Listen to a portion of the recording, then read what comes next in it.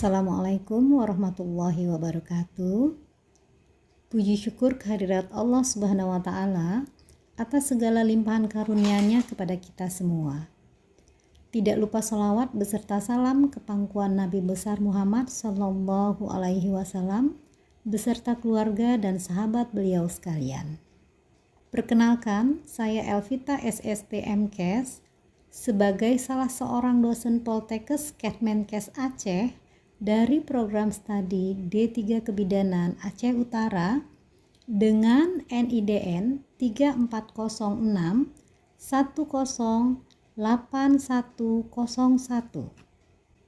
Video ini dibuat untuk memenuhi salah satu persyaratan sertifikasi dosen tahun 2025, yaitu pernyataan diri dosen dalam unjuk kerja Tridharma Perguruan Tinggi PDD UKT-PT, khususnya di aspek pengajaran. Pada kesempatan ini saya akan menjelaskan mata kuliah yang saya ampuh, yaitu mata kuliah Pelayanan KB dan Kesehatan Reproduksi. Mata kuliah Pelayanan KB dan Kesehatan Reproduksi merupakan mata kuliah wajib bagi mahasiswa semester 3 program studi D3 Kebidanan Aceh Utara. Mata kuliah Pelayanan KB dan Kesehatan Reproduksi mempunyai bobot 3 SKS, yaitu 1 SKS teori dan 2 SKS praktikum selama 1 semester ke depan. Bahasa pengantar yang digunakan pada mata kuliah ini adalah bahasa Indonesia. Mata kuliah Pelayanan KB dan Kesehatan Reproduksi bertujuan untuk membekali mahasiswa memberikan pelayanan KB dan kesehatan reproduksi dan masalah-masalah kesehatan reproduksi yang sering terjadi. Pada mata kuliah ini akan membahas tentang konsep kesehatan reproduksi dan konsep gender dalam kesehatan reproduksi perempuan. Masalah-masalah kesehatan reproduksi yang sering terjadi pada siklus reproduksi perempuan, rumor dan fakta yang terkait dengan kesehatan ibu dan anak, teknik pelayanan alat kontrasepsi, asuhan kebidanan pada KB dan kesehatan reproduksi sesuai dengan evidence base, pendampingan keluarga dalam asuhan pelayanan kesehatan reproduksi, dan pendampingan keluarga dalam asuhan pelayanan keluarga berencana. Adapun capaian pembelajaran lulusan pada program studi D3 Kebidanan Aceh Utara yang dibebankan pada mata kuliah ini adalah menunjukkan sikap bertanggung jawab atas pekerjaan di bidang keahliannya secara mandiri, menguasai metode, teknik, dan pengetahuan prosedural dalam asuhan kebidanan pada kehamilan, persalinan, pasca persalinan, bayi baru lahir, balita, serta kontrasepsi. Mampu memecahkan masalah pekerjaan dengan bidang keahlian terapannya didasarkan pada pemikiran logis, inovatif, dan bertanggung jawab atas hasil kerjanya secara mandiri. Mampu melakukan deteksi dini kelainan pada kehamilan, persalinan, pasca persalinan, bayi baru lahir, bayi, dan penanganan awal kegawat daruratan serta melakukan rujukan kepada profesional lain yang relevan. Untuk capaian pembelajaran mata kuliah pada akhir perkuliahan adalah mampu menunjukkan sikap bertanggung jawab atas pekerjaan di bidang keahliannya secara mandiri, mampu menunjukkan metode, teknik, dan pengetahuan prosedural dalam asuhan kebidanan kesehatan reproduksi dan KB, mampu mengaplikasikan asuhan kebidanan pada pelayanan KB dan kesehatan reproduksi dengan pemikiran logis, inovatif, dan bertanggung jawab, mampu menguasai konsep deteksi dini pada kelainan kesehatan reproduksi dan KB, serta penanganan awal kegawat daruratan, dan melakukan rujukan kepada profesional lain yang relevan mandiri. Adapun referensi yang digunakan pada mata kuliah adalah e-book yang berkaitan dengan pelayanan KB, dan kesehatan reproduksi, serta masih banyak sumber pustaka lain yang bisa digunakan sebagai referensi. Sistem pembelajaran pada mata kuliah ini dengan menggunakan metode pembelajaran ceramah, diskusi, demonstrasi, dan real setting. Metode pembelajaran yang digunakan tergantung dari materi yang akan disajikan. Bentuk perkuliahan dilakukan dengan tatap muka di ruang kelas, baik penyampaian materi, diskusi kelompok, dan praktek di laboratorium. Adapun evaluasi hasil pembelajaran mata kuliah, pelayanan KB dan kesehatan reproduksi, terdiri dari teori sebanyak 40%, yaitu kehadiran, kuis, penugasan, ujian tengah semester, dan ujian akhir semester, serta penilaian praktik sebanyak 60%. Demikian informasi yang bisa saya sampaikan mengenai mata kuliah pelayanan KB dan kesehatan reproduksi untuk mahasiswa program studi D3 Kebidanan Aceh Utara, Poltekkes Kepmenkes Aceh. Berikutnya berupa cuplikan dari proses pembelajaran yang saya lakukan secara tatap muka di ruang kelas. Selamat menyaksikan. Assalamualaikum warahmatullahi wabarakatuh. Waalaikumsalam warahmatullahi wabarakatuh.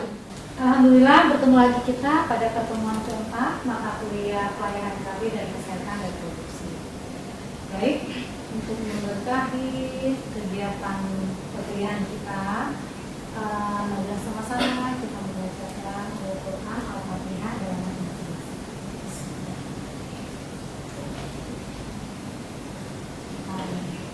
Semoga materi ini dapat bermanfaat bagi kita, ya. Apa kabar semuanya? Kita bertemu pada pertemuan kali ini. Alhamdulillah baik Ibu. Mudah-mudahan kondisinya fit, ya, sehingga kita dapat menjalankan aktivitas perkuliahan pada hari ini.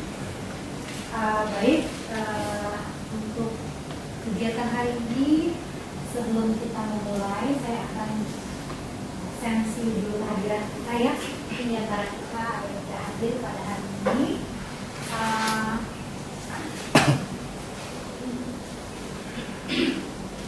Nita Alia ada? Hadir Bu. Ada, ya. Oke, Rozatul Muna? Hadir Bu. Hadir. Baik, sebelum kita masuk pada materi kita, untuk mengingat kembali, mereview kembali pertemuan sebelumnya, pertemuan ketiga, mungkin ada yang masih ingat materi apa yang sudah kita bahas pertemuan ketiga. Dan di antara teman-teman sekalian? Iya, baik, silakan. Jadi Bu, di minggu sebelumnya kita membahas tentang penyakit radang panggul, yaitu infeksi pada organ reproduksi wanita, yaitu pada rahim, kemudian ada pada tuba fallopi, dan kemudian ada pada ovarium. Biasanya itu disebabkan oleh chlamydia. Ya, bagus sekali, ya. Tadi sudah dijelaskan tentang materi kita pada pertemuan yang lalu, ya, terkait dengan materi penyakit radang panggul.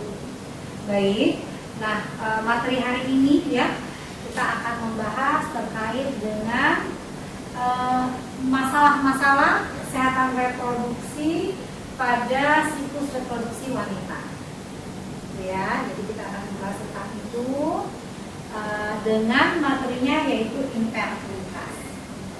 Jadi di sini tujuannya yang ingin dicapai yaitu mahasiswa mampu menggambarkan masalah-masalah kesehatan reproduksi pada siklus kehidupan wanita. Salah satunya yaitu infertilitas. Ya, baik. Masuk kita pada materi hari ini yaitu tentang infertilitas. Ya, mungkin bahasanya baru kita dengar, ya, atau sebagian sudah pernah membaca atau mendengar kata-kata infertilitas. Nah, terkait dengan masalah infertilitas, ayo sama-sama kita lihat sekeliling kita. Ada nggak pasangan-pasangan suami istri yang sudah bertahun-tahun menikah tapi belum diberikan rezeki keturunan atau anak? Ada. Nah, siapa yang mau berbagi informasi terkait dengan masalah ini? Ya, siapa kira-kira? Saya Bu. Baik, silakan Bunda. Jadi ada tetangga saya Bu sudah menikah 5 tahun. tapi tidak dikaruniai anak. Dari si istrinya mengalami mandul. Jadi keluarga suami mengikat suaminya untuk menikah lagi. Baik ya, Muna, nanti kita akan bahas. Nah, untuk lebih lanjut, untuk lebih detail, kita akan lihat pada materi di depan kita. Ayo kita fokus ya. Oke, silakan. Infertilitas di sini ya. Nah, tadi kita sudah bercerita tentang kejadian di masyarakat. Apa itu infertilitas? Nah, untuk lebih lanjut ya, kita akan melihat bahwasanya ini adalah kejadian terjadi di sekitar kita. Bahwa infertilitas merupakan isu kesehatan global. Jadi bukan kondisi di masyarakat kita saja, bukan di lokal, tapi juga di dunia. Kemudian dari segi konsep dasar infertilitas yang kita lihat di sini adalah ketidakmampuan pasangan untuk mencapai kehamilan setelah melakukan hubungan seksual, ya, di mana secara teratur dan tanpa menggunakan alat kontrasepsi untuk mencegah kehamilan, ya, dengan kurun waktu minimal 12 bulan. Jadi dari segi konsepnya ini adalah pengertian infertilitas, ketidakmampuan untuk hamil. Ya, oke. Selanjutnya ada dua terbagi infertilitas, ya. Yang pertama yaitu infertilitas primer, di mana kejadian infertilitas ini, ya, pasangan yang sudah menikah belum pernah sekalipun namanya ada kejadian kehamilan pada istrinya. Itu disebut dengan primer. Nah, kemudian infertilitas sekunder. Ya, jadi kalau di sini dikatakan pernah hamil sebelumnya, ya, baik kondisi kehamilannya lahir ataupun keguguran, ya, tetapi pada saat akan datang dia kesulitan atau belum lagi terjadi proses kehamilan. Tadi sudah dikatakan, kalau tidak salah saya ada yang mengatakan sepertinya infertilitas ini disebabkan oleh wanita sehingga suaminya mau menikah lagi, kan seperti itu ya. Nah, ini akan terjawab. Oke, penyebab pertama dari perempuan yaitu gangguan ovulasi. Kita ketahui untuk bisa hamil wanita itu perlu melepaskan ovum yang rata. Nah, kondisi infertil pada wanita ada gangguan masalah pelepasan ataupun pematangan ovum. Ya. Kemudian yang kedua, kerusakan atau sumbatan. Nah, ini terkait dengan kita review materi tadi. Ada materi tentang penyakit radang panggul. Penyakit radang panggul yang tidak tertangani dengan baik, salah satunya bisa terjadinya infertilitas karena rongga tuba, saluran tuba itu cacat akibat infeksi, salah satunya radang panggul tadi. Jadi ada imbasnya. Oke, kemudian dari segi laki-laki, terjawab, perempuan sudah tahu kita penyebabnya. Rupanya laki-laki itu punya penyebab untuk terjadinya tidak bisa hamil. Nah, penyebab yang pertama yaitu masalah kualitas sperma. Ya, yang pertama yaitu oligospermia. Artinya untuk bisa membuahi telur di dalam rahim, ya, di saluran tuba Fallopi, tentunya ada angka kecukupan untuk jumlah sperma hidup masuk ke dalam rahim setelah berhubungan seksual. Tetapi pada sebagian laki-laki yang memang sperma bagus itu bobotnya kurang, jadi kemungkinan untuk bertemu ovum yang matang akan semakin ya, tidak seperti jumlah-jumlah sperma yang normal. Ya. Kemudian ada asterospermia. Nah, artinya ada kecacatan, ya, kalau sperma yang sehat itu dia begitu masuk ke dalam cervix, ya, dia akan naik ke atas dengan bantuan ekornya, dia akan bergerak ke atas dengan cepat. Ya. Tapi pada kondisi-kondisi beberapa laki-laki ini tidak pergerakannya itu tidak gesit, sehingga dalam tempo beberapa jam begitu masuk ke daerah puncak rahim mau ke saluran tuba, dia akan mati. Nah, kemudian masalah anatomi, ya, jadi kita ketahui bukan saja masalah kualitas sperma, anatomi dari alat kelamin laki-laki sendiri itu juga berpotensi menyebabkan ketidakmampuan membuahi wanita. Dan yang terakhir yaitu gangguan hormonal. Jadi bagi laki-laki yang sekiranya hormonnya tidak stabil, ini juga bisa mengganggu proses terjadinya kehamilan, membuahi sel telur. Ya. Kemudian lagi ada faktor genetik, ya, kemudian gaya hidup. Nah, gaya hidup tadi sudah disampaikan sama teman kita bahwasanya dia punya di lingkungannya ada keluarga terdekat yang memang perokok dan obesitas, gemuk, itu juga berkemungkinan menyumbang angka untuk turunnya kemampuan untuk bisa membuahi dalam wujud kehamilan. Ya, jadi itu ada beberapa dari segi laki-laki. Oke, kemudian lagi infertilitas ini walaupun kita lihat hanya menjadi momok menakutkan pasangan, dia punya dampak ataupun efek yang luar biasa. Ya, baik. Jadi termasuk dalam perilaku gaya hidup sehat yaitu makanan sehat, sehingga salah satunya yaitu penyerapan terhadap persiapan kualitas sperma.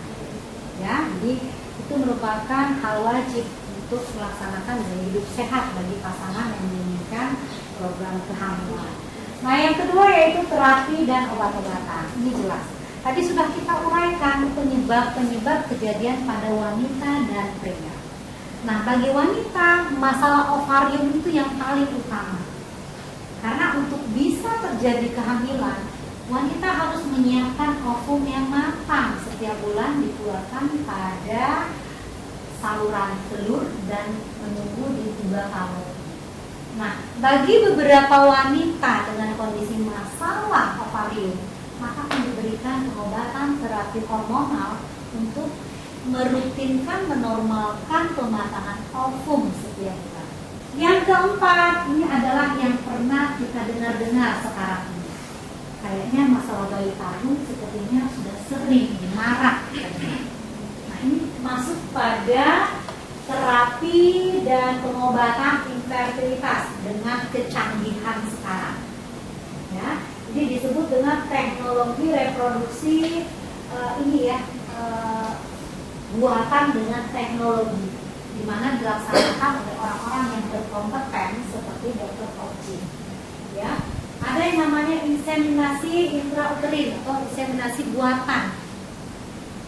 Jadi telur dan sperma yang sudah berkualitas tadi akan dipertemukan di luar dari tubuh si ibu di laboratorium dengan kondisi yang mendukung dan peralatan yang memadai.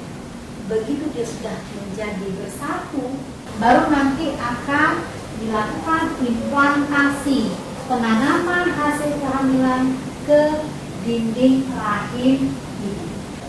Jadi dilakukan terapi pengobatan, tetap dipantau kapan pematangan ovum.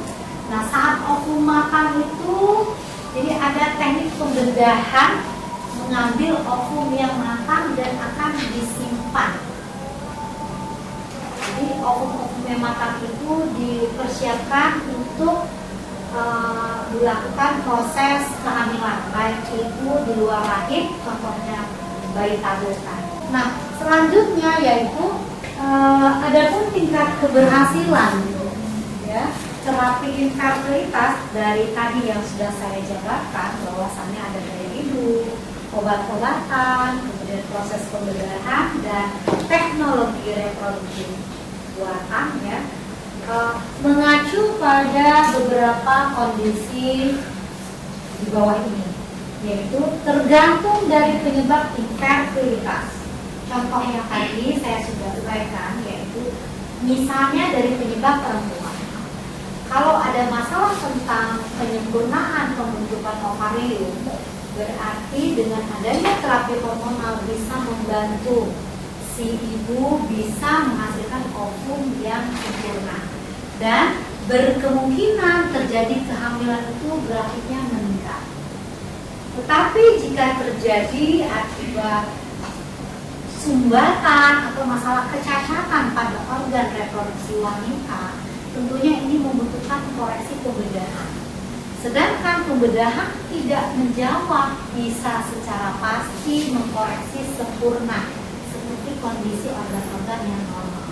Jadi bisa dikatakan tingkat keberhasilan terapi itu tergantung penyebab yang dialami oleh pasangan, baik suami maupun istri. Ya. Kemudian usia wanita ini jelas. Beberapa jurnal menyebutkan bahwasanya semakin meningkat usia wanita, maka akan ada fungsi-fungsi organ, khususnya fungsi reproduksi juga akan mengalami kemunduran. Ya, jadi jelas semakin tinggi usia seorang wanita, maka kemungkinan hamil itu prediksinya semakin menurun. Gitu ya. Kemudian kualitas sel telur dan sperma ini jelas benar-benar harus dikoreksi. Sekiranya bisa ada bantuan oleh tenaga ahli, perlu melakukan konsultasi dan terapi. Tentunya terapi ini tidak dalam jangka waktu yang pendek.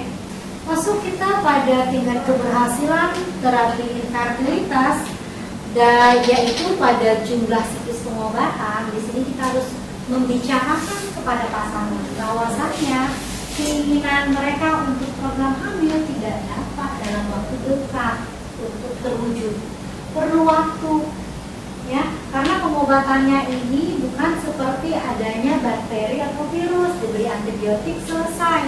Ini tidak, pengobatannya itu membutuhkan waktu. Terapi obat-obatannya dikonsumsi setiap hari, tetapi hasil untuk kita evaluasi setiap bulan. Nah, kemudian kesehatan umum pasangan ini jelas.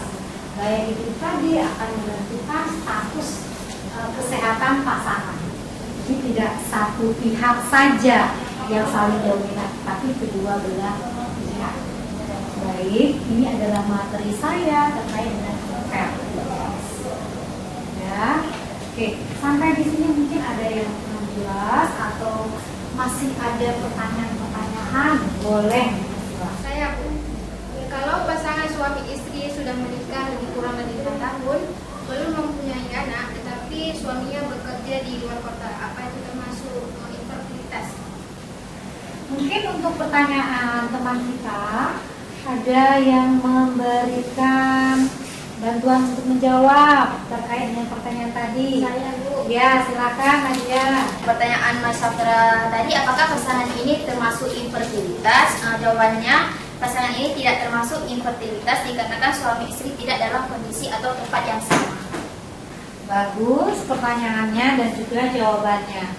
Bahwasanya pertanyaan tadi menyatakan jika pasangan suami istri sudah menikah bertahun-tahun, 5 tahun kalau tidak salah ya, tapi belum memiliki anak, di mana posisi suami bekerja di luar kota. Ini mengartikan suami istri tidak berada pada satu tempat yang sama. Nah, benar sekali Nadia ya, bagus sekali pertanyaan dan juga jawabannya. Terima kasih Nadia ya. Masuk kita pada tahap terakhir, yaitu menyimpulkan materi yang sudah kita bahas tadi ya. Dari teman-teman sendiri di sini mungkin ada yang membantu Ibu untuk menyimpulkan materi yang sudah kita uraikan tadi. Siapa kira-kira yang mau membantu? Saya Bu. Baik, silakan Cut. Izin Ibu dapat disimpulkan dari materi hari ini tentang infertilitas. Yang kita tahu infertilitas itu adalah ketidakmampuan pasangan dalam memperoleh kehamilan sesudah melakukan hubungan seksual teratur tanpa menggunakan kontrasepsi minimal dia 12 bulan. Nah, infertilitas itu terbagi menjadi dua, ada infertilitas primer. Infertilitas primer itu adalah pasangan yang belum pernah hamil sebelumnya, dan yang kedua ada infertilitas sekunder. Nah, infertilitas sekunder itu adalah pasangan yang sudah hamil sebelumnya. baik itu sudah melahirkan atau keguguran. Nah, di sini dia ada beberapa faktor penyebab dari infertilitas itu. Yang pertama ditinjau dari faktor perempuan. Nah, di sini ada gangguan pada ovulasi, ada hambatan pada tuba falopinya, dan ada gangguan pada rahim. Nah, yang kedua ada faktor pada suami atau pada laki-laki. Nah, di sini dilihat dari bermasalahnya pada kualitas spermanya. Nah, yang terakhir ada faktor kombinasi atau faktor yang tidak diketahui penyebabnya apa. Nah, di sini ada penanganan dari infertilitas, tapi tergantung dari penyebabnya. Baik, bagus sekali ya Cunispa atas penjelasannya.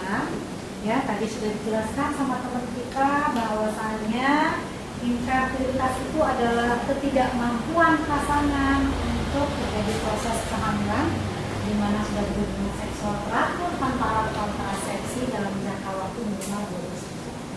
Dan kondisi infertil ini terbagi primer dan sekunder, di mana faktor penyebabnya bisa dari wanita, yaitu masalah pematangan ejakulasi, masalah kelengketan tuba, penyumbatan, ya, masalah endometriosis dan juga umur. Kemudian dari laki-laki masalah sperma, ya, masalah gangguan hormon, juga masalah genetik. Dan kemudian lagi untuk tata laksana terapi dan pengobatan pada infertilitas, yaitu yang pertama adalah dari pola hidup sehat, kemudian terapi obat-obatan, kebedahan, dan juga teknologi reproduksi buatan. Jadi ini adalah resume ataupun kesimpulan materi kita pada hari ini, ya.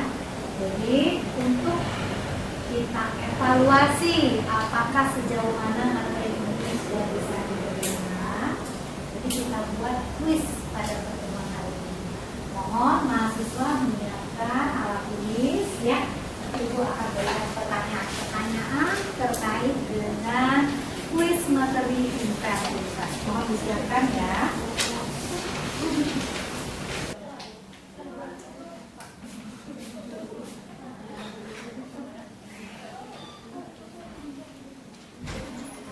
Baik, sudah siap semuanya? Sudah, Bu. Oke, mohon konsentrasi pada pertanyaan dan silakan dijawab.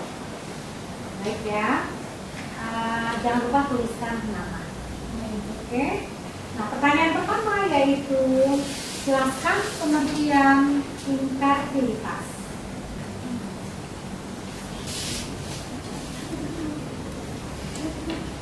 Oke, anak-anak, jika sudah selesai, boleh saya kumpulkan? Boleh, Bu.